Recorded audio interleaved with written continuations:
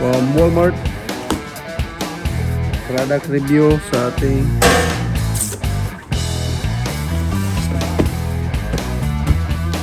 si Shipman Turbo Fry. Okay, black color.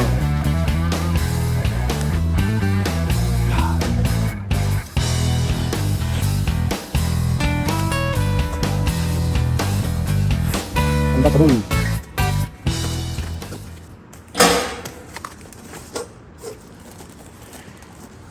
User manual. Activate your warranty, scan QR code, enter your info, warrant activated. Mamaya gawin natin to para in case may problema, meron tayong warranty. Okay. So, accessories, spares.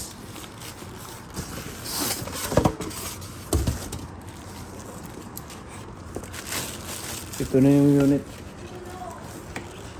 para magluto tayo. So, yan mga friends.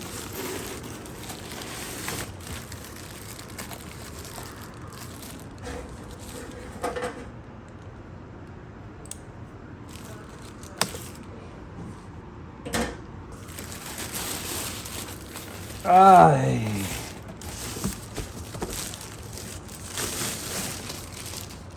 Okay, this is the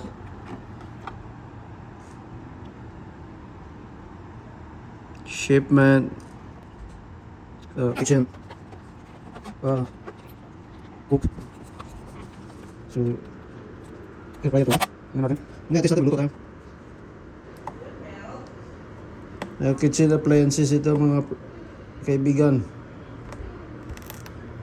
Tingnan natin mga durable ba, okay ba siya mag-operate. Okay, so simple lang naman. Ito yung tray nya, ito yung heating element, associate, and then may logo, warning. Saka alam ko may coil lang to, so parang ano lang naman to. Ito yung coil si babaw at may blower at I don't know kung saan ito ang control. Wala man akong nakitang, maybe ito digital o diretso na to diretso na to on and off lang. I don't know. Saan ang ma-control ito? Parang wala mang control sa kaiba to. Kasi dito tingnan mo sa picture sa labas, ayan o, may mga touch control, power off and on, timer, yung display nya. So, wala siyang makita na control. Siguro isaksak natin, tingnan natin kung may ilaw dito sa kanyang itong overhead cover nya. Sandali, kukuha tayo ng extension, plug natin, but wala tayong makikitang mga controls dyan o touch. Baka meron lang yung control panel. Wala siyang control panel. Tingnan natin kung may mag-display dito sa harap niya. Ayun, meron. So dito pala. Meron siya dito, power on. Ayan. So meron na siyang start, timer, temperature. Okay. Power off lang. Simple lang.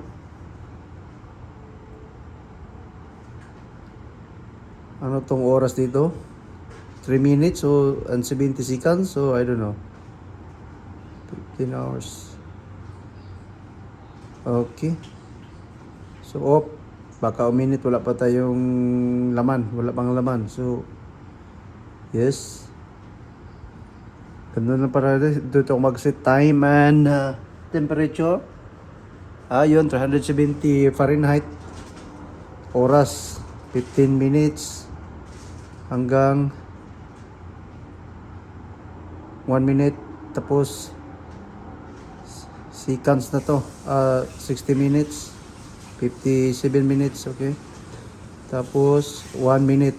Okay. So, ganun lang. Ganun lang kasimple.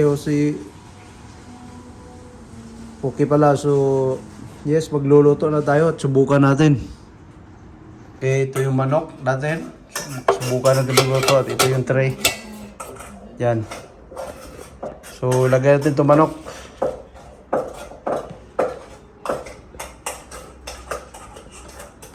Dito.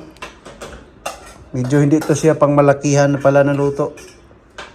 Tamang-tama lang to sa... Tama lang na, 4 lang naman kami dito. So, bahala na natin dito. Ganda lang. Tulak ka rin. Ayan. So, 40 minutes. Timer. 40 minutes.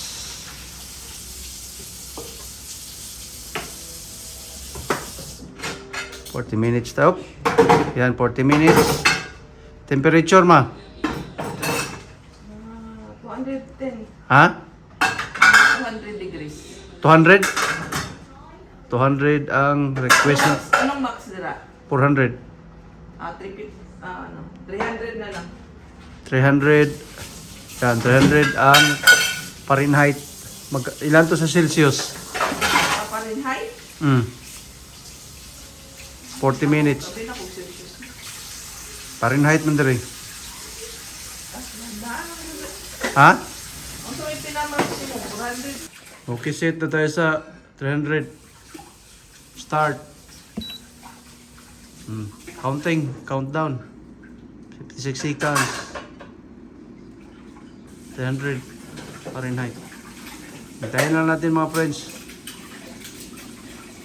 So, na siya. Tingnan natin. Check natin kung anong luto ang resulta. So, ito na yung resulta sa luto ng manok. So, product link nandun sa description. Over and out.